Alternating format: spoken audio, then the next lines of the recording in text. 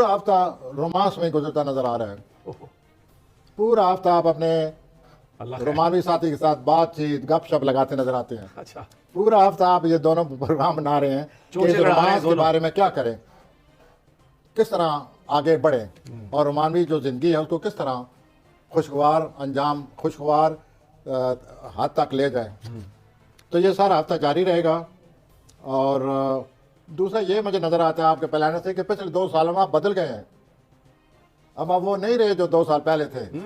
आपका टेस्ट बदल गया है, आपके हालात बदल गए हैं, आपका रोमांस बदल गया है, चॉइसेस भी बदल गई हैं, हर चीज़ बदल चुकी है। तो अब आप नए एंगल से, नए जाविये से हर चीज़ को देख रहे हैं।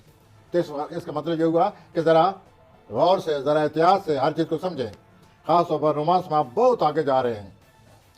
मैं तो ये कहूँगा कि 1-2 दिन ऐसे आ रहे हैं कि आप, मैं जज्बाती तौर पर आप भड़क उठेंगे। ओहो अल्लाह रहम। लेकिन 2 प्लैनेट और ऐसे लगे हुए हैं जिसकी वजह से आपकी ये जो खरोच है इसमें ये मान पड़ जाएगा। आ जाए जी, इस पे छोड़ दें तो ये मैं आता हूं आग लगा रहा है। तरफ सेजिटेरियस, कौन सी हजरात आपकी फैमिली में